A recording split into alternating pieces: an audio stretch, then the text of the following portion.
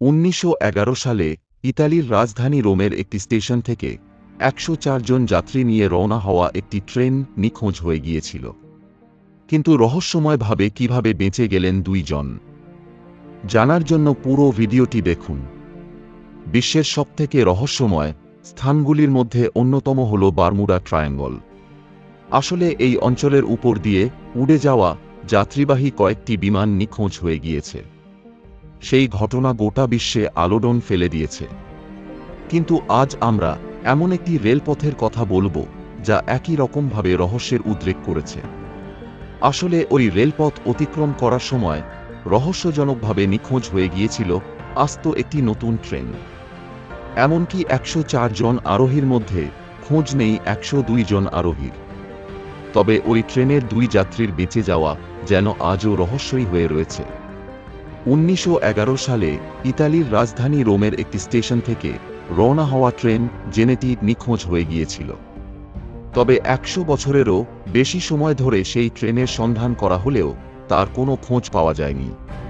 ওই ট্রেনের বেঁচে যাওয়া 2 যাত্রীর বক্তব্যের ভিত্তিতে বিজ্ঞানীরা অনেক তদন্ত করলেও এই ঘটনার রহস্য উদ্ঘাটনে তাঁরা সফল হতে পারেননি। ওই যাত্রীদের মধ্যে একজন জানান, ট্রেনটিকে একটি সুড়ঙ্গের মধ্যে দিয়ে পরে স্টেশনে পৌঁছাতে হয়, কিন্তু সুড়ঙ্গে প্রবেশ করা মাত্রই তা অদৃশ্য হয়ে যায়। কিন্তু কিভাবে বেঁচে গেলেন ওই 2 যাত্রী? আসলে ট্রেনটি রহস্যজনকভাবে উধাও হয়ে যাওয়ার পর ট্রেনে ভ্রমণরত 2 যাত্রীকে সুড়ঙ্গের বাইরে পড়ে থাকতে দেখা যায়। তাদের বক্তব্য, ট্রেনটি সুড়ঙ্গের মধ্যে চলে গিয়েছিল এবং আর কখনোই বেরিয়ে আসেনি। ইতালির জেনেটি রেলওয়ে কোম্পানি 1911 সালে একটি নতুন ট্রেন তৈরি করে। এর কোচ থেকে শুরু করে ইঞ্জিন সবকিছুই ছিল নতুন। এমনকি সংস্থাটি ট্রায়াল হিসাবে বিনামূল্যে ভ্রমণের জন্য যাত্রীদের আমন্ত্রণ জানিয়েছিল। রেলকর্মী সহ মোট 104 জন যাত্রী ছিলেন। সুড়ঙ্গের মধ্যে প্রবেশ করার সঙ্গে সঙ্গেই অদৃশ্য হয়ে গিয়েছিল ট্রেনটি।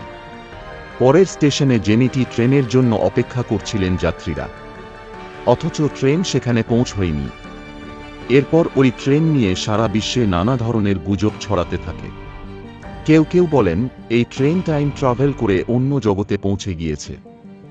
আবার একই সময়ে কয়েক বছর পরে রাশিয়া, ইউক্রেন এবং জার্মানিতে এই ট্রেনের কিছু অংশ পাওয়া গিয়েছে বলেও দাবি করেছেন অনেকে, যদিও এই সংক্রান্ত কোনো সুনির্দিষ্ট প্রমাণ মেলেনি। আবার ট্রেনটি মেক্সিকোয় ছিল বলেও দাবি করেছেন বেশ কয়েকজন। কারো কারো দাবি, ট্রেনটি তার সময়ের 71 বছর পিছিয়ে গিয়েছে। কিছু প্রতিবেদনে বলা হয়েছে যে সুড়ঙ্গে অদৃশ্য হয়ে যাওয়া ট্রেনটি 1880 সালে মেক্সিকোয় পৌঁছেছিল। সেই কারণে অনেকেই এই ট্রেনটিকে ভুতুড়ে ট্রেন বলেও আখ্যা দিয়েছেন।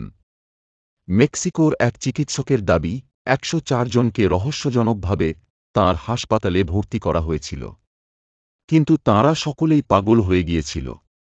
এক মহিলা দাবি করেছিলেন যে তাঁরা সকলে ট্রেনে চেপেই হাসপাতালে পৌঁছেছেন। পরে অবশ্য ওই টানেলটিকে সম্পূর্ণভাবে বন্ধ করে দেওয়া হয়েছিল।